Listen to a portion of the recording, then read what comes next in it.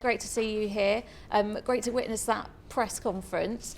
Your thoughts on what was said initially? It was a good turnout. Yeah. My thoughts on what was said, there's a lot that's been said before the press conference, and I was expecting a lot more of it. But there was two sides of it. There was a side of we're confident, we know his weaknesses and we're going to exploit them. And there was a side of it where it's like, even though he has these weaknesses and we're going to exploit them, we respect everything he's achieved. So I was caught in the middle of what way to take it. So Yeah. I just rebounded with the same type of attitude that I'm confident and I know what I'm going to do. And really that was it. I didn't really go too much into the talking about some of the things he said about me. Well, yeah, I mean, well, let's just talk about some of the things that his camp were saying about you. They say that he's got better speed, he's got better movement, and that you're mentally weaker. Your response? I think that it's good that they feel that way because we need challenges and it's good that I'm going to be fighting a lively opponent. Yeah.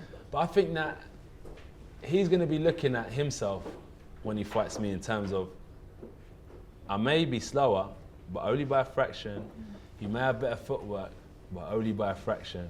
And I may be mentally weak, but only by a fraction. So in terms of the gap in between what he's trying to say, he has better than me. In his opinion, in his camp, just remember it's by minimum.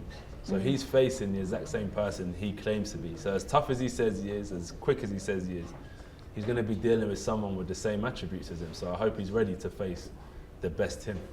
You'll be back in Cardiff. Are you excited to be back there? Yeah, and I spoke to my coach the other day and I said, you know what was weird? When I fought in Cardiff last time, I said I felt comfortable in the ring. Yeah.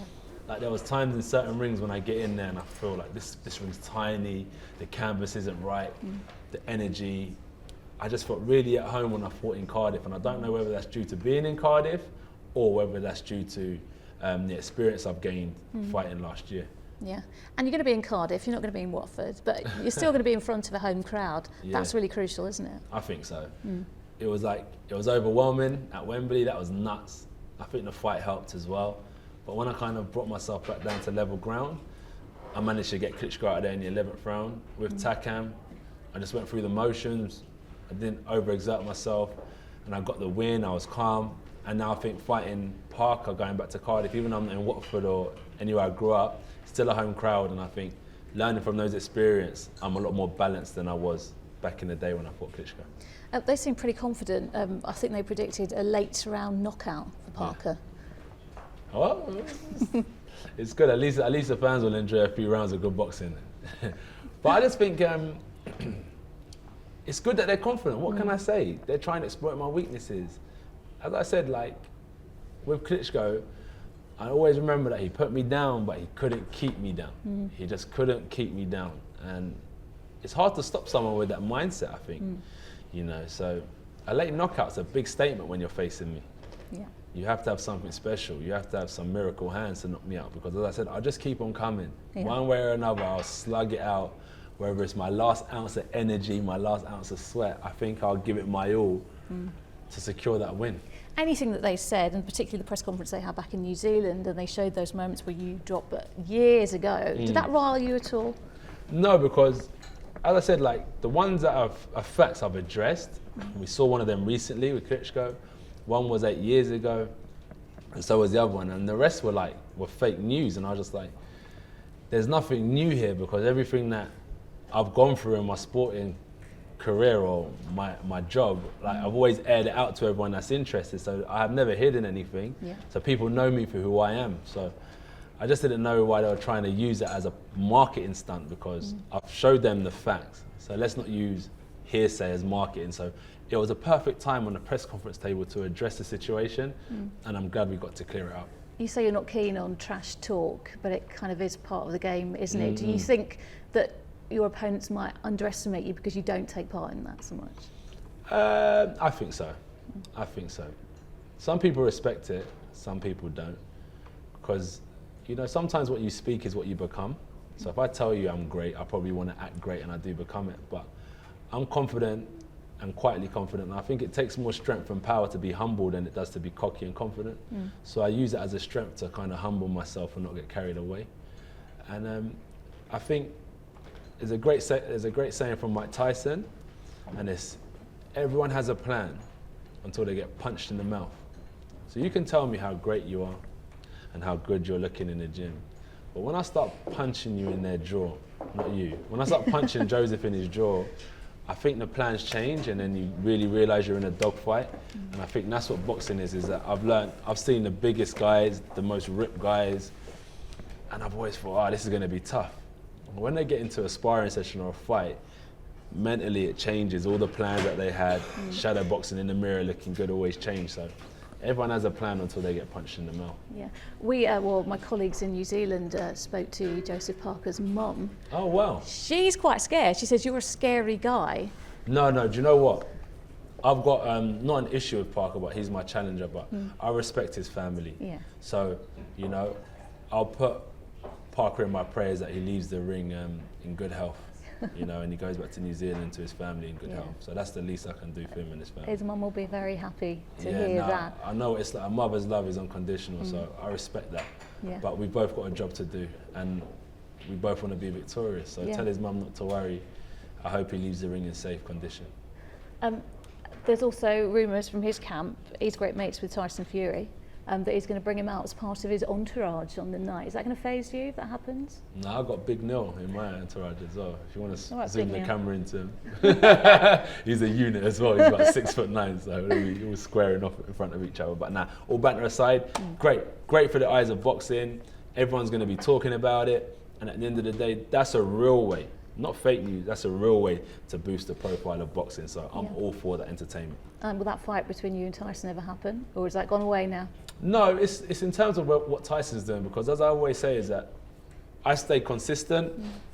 You know, it's a fight I was always interested in, and I always feel that instead of facing Klitschko at Wembley, it could have been Tyson. But he had some things going on, and which slowed his career down. And when he gets back on track, it's a fight that I'll be willing to take. So in terms of will the fight happen, it's a question that we all have to ask him, because no one knows what he's doing or where he's at. Yeah. After this fight, there's more on the horizon. The one name that everyone's saying is Deontay Wilder. Is that going to happen? It's more than likely.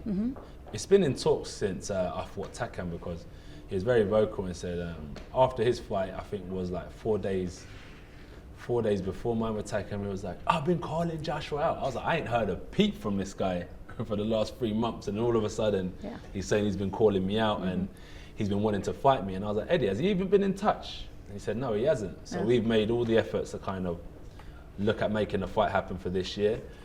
So it could happen by the end of the year? Yeah, it could happen because we've made the effort to kind of get in touch with his camp and see how real it is. And it's something that they're interested in, something we're definitely interested in. Providing I win this one, it'll be interesting to see if Wilder really steps up and takes the challenge. So you're not avoiding it at all? Why? No, there's no reason. Good to hear. A lot of boxers go on into their 30s, even their 40s. Do you see a shelf life for yourself? Or when you get to a certain point, you're going to kind of call it a day? My coach doesn't want me to fight for too long, so I'm checking that he's not in there. that's what I was looking over there. But what do you want to do, Anthony? 28, another 10 years. Yeah. 38, yeah. 38, another 10 years in the game. And within that time, career goals, what do you want to achieve the most? Just be smarter than I am now. What's your legacy? What's it going to be? I don't think it's going to be, I think like what I do outside of the ring will be bigger than what I do inside. Help the minority, I think I'll be able to do a lot more. And I think that's important. Everything in the ring is fun. It's just a job. But I think helping people, that's the service of life, to help others. So I think that is real legacy. What I do in the ring is just my job.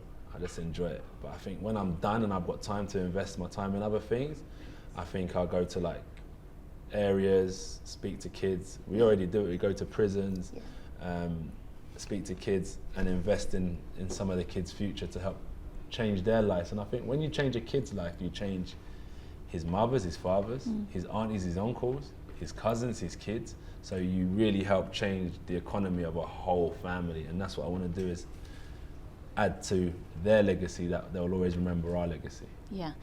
You were a bit late getting here because you're travelling. You're travelling from Watford. London, and Waze map weren't working properly.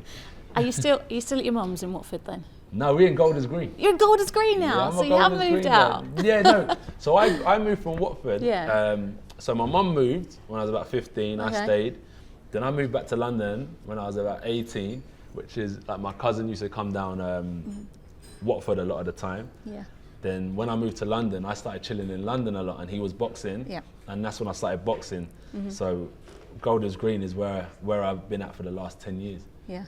Yeah, man. Oh, okay. You're still a Watford boy at heart. 100%. Like when after the Olympics you get a gold medal. Yeah. No, not you get a gold medal. I won the gold medal. Then they give you a gold post box, and they said, "Do you want it in Golders Green or Watford?" And we chose to put it in Watford because, as you said, that's where my heart is. Yeah. Yeah, man, definitely. And when you do, you said you want to do a lot of, continue doing the work that you do within the community. Yeah, 100%. And I guess being a role model, essentially. No, because I think. But you are one. You can't deny but I still make mistakes. I am who I am. I think a role model is too perfect. Like you can't make any mistakes, and you've got to be a certain way. I'm not like that. But people look up to you. They do. Well, they should look up to me from who I am, Yeah. not who they want me to be. Yeah. Because if they want me to be a certain way, then they should take it upon themselves to be that way, so the kids can look up to them. They shouldn't put that pressure on me. So if you want me to be a role model, accept me for who I am and the mistakes and the good things I do. Yeah. So I think in that sense, when you look at actually what I do want to find a way to give back. And I think you have to talk of it in an economic sense. I think, that saying, you can lead a horse to the water, but you can't make them drink it. And I really want them to go that step further, is to start distributing the water as well and really help change their family's life. Yeah. That's what I want to do for kids, is make them understand the economic struggle that they're facing and to get out of that situation. And it's all about what you see. Because if you don't see better things, you can't achieve them. Yeah. And that's why if I didn't see boxing through my cousin, I wouldn't have been doing it. So it's what you see is what you can achieve. You sounded very diplomatic and lots to say here and well spoken. Ever considered a career in politics afterwards? Yeah, 100%. To make a real difference? 100%, really? Yeah, I've got a few things to say. Let's say we don't have much resources here, so a lot of the financial, well, let's say like a lot of countries are colonized, so they make a lot of money that way as well. But if you look at the country, there's taxes to be paid. So I think people that are paying high taxes should at least have, like let's say everyone pays taxes and they come to you and they said, you earn this, you pay tax this, where would you like 10% of your tax money to go? And I would choose a charity of myself, for instance, then people wouldn't be so inclined to leave and take their money elsewhere because they'll have an involvement of where their tax money is going. So I think that's what I'll probably have more of an interest in doing. I think I would have a say about the NHS. Yeah. We need to educate people on what the NHS is used for. I shouldn't just cut my finger and be like, oh, let me call now, oh, I need it, accident and emergency.